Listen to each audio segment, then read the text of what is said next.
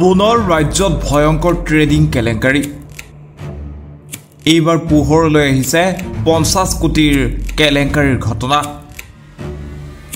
দক্ষিণ কামৰূপৰ ৰাণীত এইবাৰ ভয়ংকৰ ট্ৰেডিং কেলেংকাৰীৰ ঘটনাই জুকাৰি গৈছে সমগ্ৰ ৰাজ্য প্ৰায় 50 কোটি টকাৰ ট্ৰেডিং কেলেংকাৰীৰ ঘটনা পোহৰলৈ আহিছে দক্ষিণ কামৰূপৰ ৰাণীত ৰাণীৰ চিন্ময় দাস আৰু তেখেতৰ পৰিয়ালৰ বিৰুদ্ধে ট্ৰেডিং কেলেংকাৰীৰ ভয়ংকৰ অভিযোগ উঠিছে ঘটনা সন্দৰ্ভত ভুক্তভোগীয়ে চিন্ময় দাস আৰু পিতৃ ভূপেন দাস মাতৃ বীণা দাস পত্নী আৰু তেওঁৰ বন্ধুৰ বিৰুদ্ধে দাখিল কৰিছে এজাহাৰ শুক্ৰবাৰে উক্ত অঞ্চলৰ কেইগৰাকীমান ভুক্তভোগীয়ে ৰাণী আৰক্ষী চকীত চিন্ময় দাসৰ বিৰুদ্ধে দাখিল কৰিছিল এজাহাৰ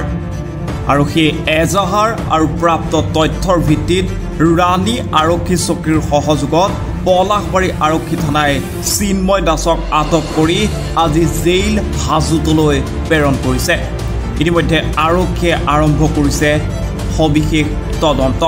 তদন্তৰ পিছতহে পোহৰলৈ আহিব সবিশেষ ঘটনা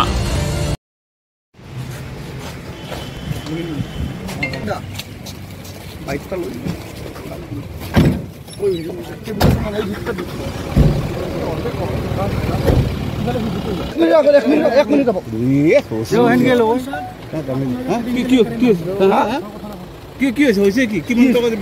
50 কোটি টকা ল'ব বুলি কৈছে নিতুল দাস চিৰঞ্জীৱ ডেকা আৰু মাক চিন্মৰ মাক এই বীণা দাস আৰু ভূপেন দাস চিন্মৰ দেউতাক আমাক প্ৰলোভন দিছিলে ট্ৰেডিঙৰ কেলেংকাৰী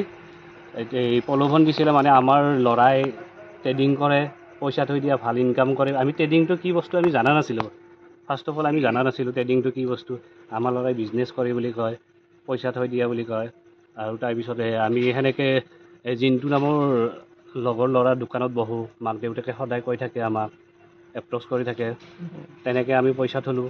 কিমান থৈছিলে মই 65 লাখ থৈ দিছিলোঁ মানে লোন লৈ পিনে থৈ দিছিলোঁ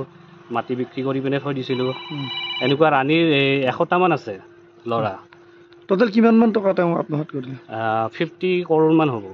50 কোটি মান ল'ৰাটোৰ নামটো কি ল'ৰাটোৰ নামটো চিন্ময় দাস আৰু দীপশিকা বৈশ্য তেওঁৰ ৱাইফ APSCত চাকৰি কৰে তেখেতেও আমাক হ'ব লগা তেখেতেও আমাক লগ কৰি পিনে কৈছিলে যে পইচা থৈ দিয়া মইতো চাকৰি কৰোঁ দীপৰ বিলত লগ কৰিছিলে মইতো চাকৰি কৰোঁ APSCত তোমালোকে কিয় ভয় খাইছা আৰু চিৰঞ্জীৱ ভাটিও কৈছিলে যে আমিতো APSCত চাকৰি কৰোঁ তোমালোকে চাকৰি কৰি আছিল APSCত কৰি আছে হেৰি দিছপুৰত কৰি আছে নেকি সেক্ৰেটাৰী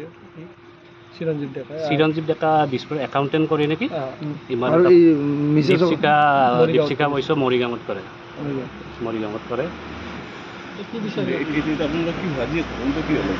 আজি ঘটনাটো আমি তেওঁক পইচা খুজিব যাওঁতে তেখেতে আমাক পইচা নিদিওঁ বুলি কেনে আমাক মাৰধৰ কৰে এটেক কৰে ঘৰত নহয় ফুৰিব গৈছিলোঁ আমি ফুৰিব যাওঁতে তেওঁক দেখিলোঁ দেখাৰ পাছত আৰু মানে তেওঁক পইচাৰ কথা ক'লোঁ ধৰমপুৰত দেখিলোঁ মই মানে মোৰ 20 লাখ টকা থোৱা আছে বস্তুটো মানে ফাৰ্ষ্ট অফ অল মই মানে মানে সৰুকালৰ যেতিয়া মই ৰাণীত আহোঁ তাক দেখি মানে লগ বন্ধু নিচিনাই আছিলে মানে প্ৰথমতে চিন্ময় দাস মানে ইমান লগ বন্ধু নাছিলে কথাটো এনেই লগ পাওঁ আৰু দোকানত জিন্তু দোকানত ক'লে যিহেতুকে জিন্তু দোকানত এনেকৈ বহোঁতে সি প্ৰথমতে মোক কিন্তু ট্ৰেডিঙৰ কথা কোৱা নাছিলে মোক ক'লে যে মই অনলাইন বিজনেছ কৰোঁ আৰু বিভিন্ন ধৰণৰ আজিকালি অনলাইন বিজনেছ আছে দিয়কচোন এইটো মই গম নাপাওঁ কি কৰে তাৰপিছত মই সুধিলোঁ কি বিজনেছ কৰা হৈছে এইটো ইমান হেৰি কৰিব নালাগে মাথা মাৰিব নালাগে তই মোৰ তাত পইচাটো থৈ দে মই এইটো মানে কিবা ওলাই দি থাকিম আৰু সেনেকুৱা ক'লে কওঁতে মিডল অফ দ্য টাইম যেতিয়া মানে পইচাটো ল'লে তেতিয়া মাজত মই গম পালোঁ যে সি ট্ৰেডিং কৰি আছে সেই পইচাৰে আমাৰ পইচা লৈ কেনে মই গম নোপোৱাকৈ সি ট্ৰেডিং কৰি আছিলে কথাটো তেতিয়া আমি গম পালোঁ এইটো কথা গম পাই কেনে মই মানে তাক ক'লোঁ আৰু মোৰ পইচাটো মই ঘূৰাই ল'ব খোজাওঁতে সি পইচাটো মোক ঘূৰাই দিয়া নাই কথাটো এনেকুৱা কিমান দিনমানৰ পৰা আত্মগোপন কৰি আছে সি মোটামুটি 6-7 মাহ হৈ গ'ল ৰাণীত নায়েই বৰ্তমান ৰাণীত নাছিলে তাৰপিছত আজি ইয়াক মানে আমি ঘূৰিব যাওঁতে দেখা পালোঁ ভালভাৱে আমি পইচাটো ক'লোঁ যে পইচাটো আমাৰ কি কৰা কওঁতে সি আমাৰ ওপৰত এটেক কৰি দিছে তাৰপিছত আমি এতিয়া FIR দিব আহিছোঁ তাৰ মিছেছ মানে মই জানাত কোৰ্ট মেৰেজ হৈছে নেকি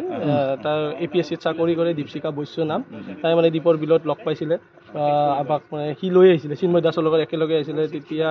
তাই এপ্ৰ'চ কৰিছে আমাক যে তোমালোকে পইচাটো থৈ দিয়া টেনশ্যন ল'ব নালাগে মই নিজে যিহেতুকে চাকৰি কৰোঁ APSC অফিচাৰ মই তোমাক এনচিউৰিটি দিছোঁ যে পইচাটো তোমালোকে মানে পাবা আৰু এই ৰাণী অঞ্চলৰ পৰা কিমান মান ৰাণী অঞ্চলত মোটামুটি 30-40 জনমান মানুহ আছে মানুহবিলাকে মানে